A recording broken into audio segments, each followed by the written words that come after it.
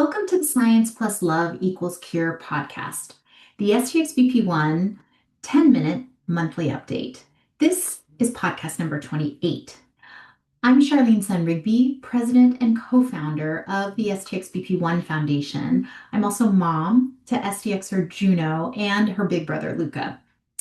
This is our first podcast of 2026, and for today's podcast, I interviewed Ben and Lily Kahrl. So Ben is the father to Lily, who is one of our STXers, and he has started a new Substack blog. We had so much to talk about that I'm dedicating this podcast to that conversation. Let's listen in.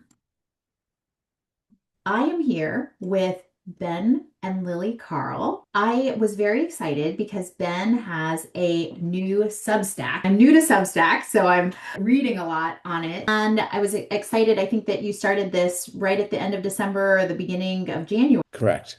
And wanted to talk to you about your Substack and sharing Lily's story and, your adventures together. So I wanted to start out, Ben, and maybe actually, can you introduce yourself and Lily before we kind of get started? Sure. As Charlene, you said, my name is Ben. This is Lily. My daughter's 20. She was first diagnosed with STXBP1 in 2014 at age of 9. At that point, there were fewer than 100 kids who had been diagnosed with it.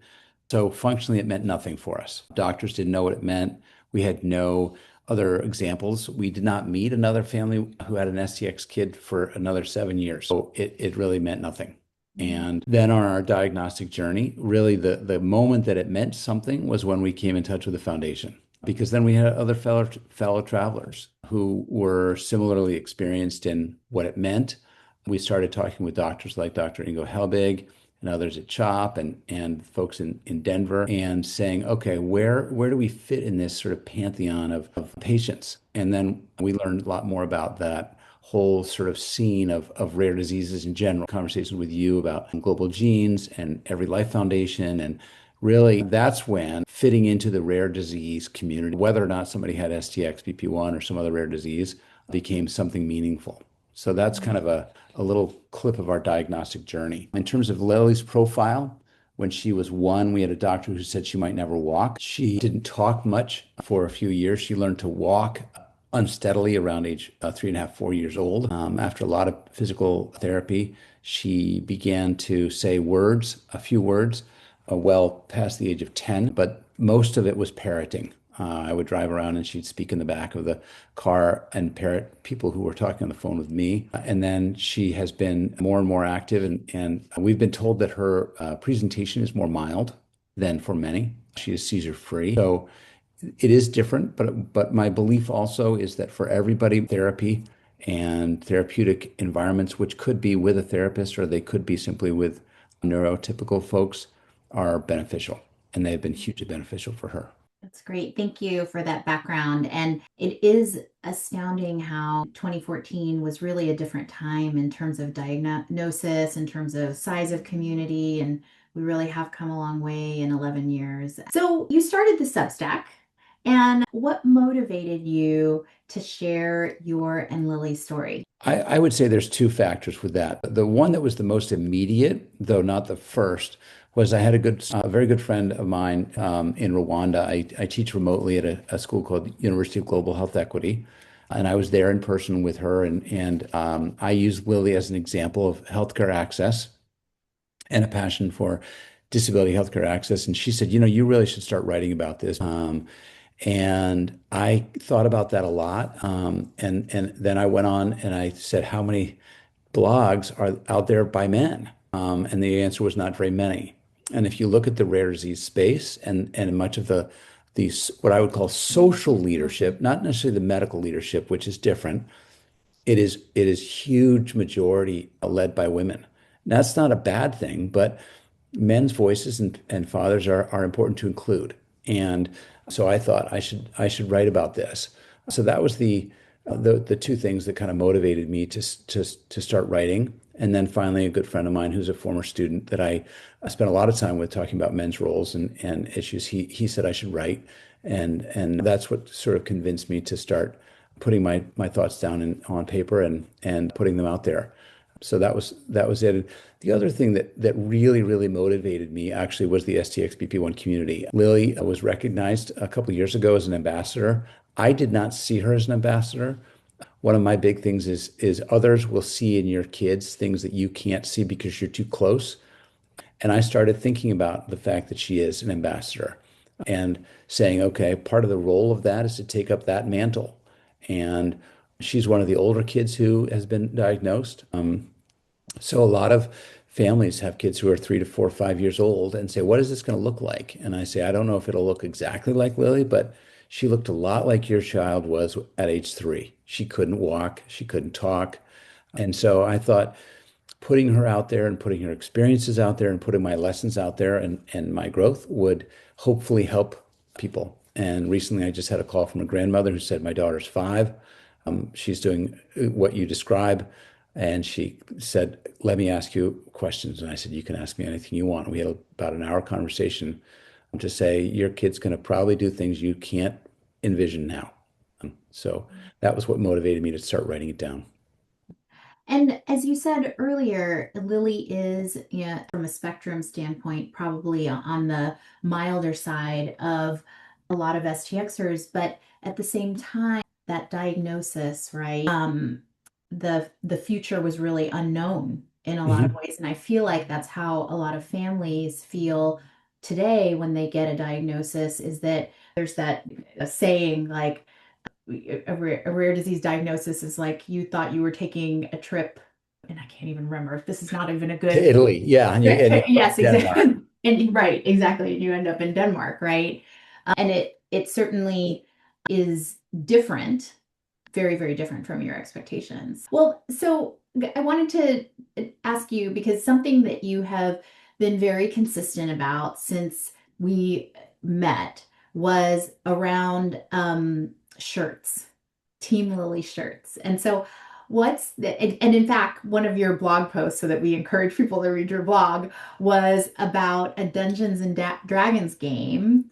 And so I heard you're becoming a D&D player, Lily, but a Dungeons and Dragons game at one of the local game stores. And so you gave one to Yeah, the dungeon master at that of one of the games. And so why is the shirt significant to you? the shirt, I will tell you, all these shirts have a magic about them, and I did not anticipate it, but I carry around a box of shirts in the back of my car, and so I have one all the time, and I give them to people who help Lily, and the effect is that I am saying this is going to be a little tricky for me, but I'm saying you're part of the team that I need to help raise my daughter. Hmm. So other people can do things for me that I simply cannot do. And I'll give you an example of this. She goes to a local Dunkin' Donuts, and I gave the entire crew t-shirts, and they wear them. They wore them a lot.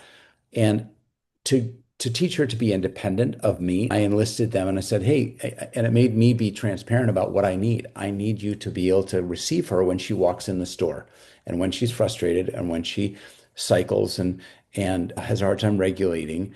They know her well enough to say, that's okay. We're going to get you your right drink. We're going to listen to you and know how you order and all those things. T-shirts help me enlist other people in a way that says, please. I had a guy at Bertucci's who'd been knew her for a while, and I said, "You're part of Team Lily," and he almost started to cry. Old guy, he's like 65. He's kind of tough, and you know, it helps them. The whole swim team at Wellesley High School had them, and their first Friday of school. They love being part of Team Lily, and so there's all sorts of wonderful things that go on. One of the things that Lily is way better at than I am is connecting with people. She gives anybody a high five, doesn't care your age, race, gender, any of those things, how much you have, I like Haley. and she will give anybody and everybody a high five and has forced me to be an extrovert.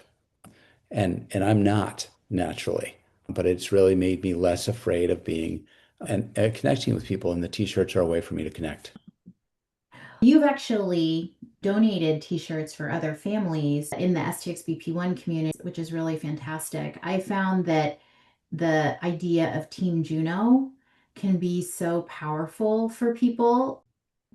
I tell people, I'm so glad you're part of Team Juno. I'm so appreciative. Like you can see they stand up straighter. Like it really is, something that people take pride in. And I'm so Yeah. appreciative. I'm so Yeah. appreciative because you're right that we wouldn't have, there would be so many things that we wouldn't have in terms of Juno's development. Like she certainly would not be walking, Right. like her physical therapists were just angels, one Yep. huge inch stone example. Yeah. Yeah. Yeah. Yeah. So we've been talking about inch stones, milestones, development, and Lily is now 20 and she's still developing. And in fact, maybe in some ways her development is accelerating. Can you talk about what that's like now? About 3 years ago. Mm, She re-entered a neighborhood school, Unified Track, and that time I think has been magical for her to develop in terms of independent conveying of thoughts, understanding the social setting, being able to, when we first dropped her off at school at Wellesley, we would walk her in and see and shake hands with an aide, and then and then by the end, we were dropping her off and she was walking in all the way down to the hall. Those kinds of things and those kinds of experiences have been huge in terms of her development. And one of the things that I would say to parents is, um, for me out in the community, it has taken me to set aside my fears, concerns, possible embarrassment, all those things. We've all had those kinds of emotions. They could be anger, could be sadness. Trying to set aside those emotions for in the favor of the growth of my daughter and favoring her development and not worrying about other people's feelings. That's not easy. I don't say that glibly as though it's going to happen right away. Um, Whoa.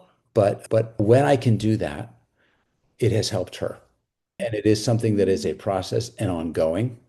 And you can see in blogs when I'm not very successful at it. So I don't say that like I'm some expert. Um, Happy? it happens on a weekly basis with her where I'm like, wow, this is not about you, it's about her. And I have to, constantly go, it's about her. But it's not easy. And I want to really stress that a lot of parents are struggling with this at various levels. And it is absolutely not my position to judge where they are on that spectrum. You. I'm simply trying to share lessons and say, we're in this together and we need fellow travelers. Um, so Rachel is yeah, so I find that, oh, sorry, Lily, go ahead. what's that? I love Solly. Oh, thank you. Good job, buddy. Thank you. That's so sweet. And we are talking about you, Lily.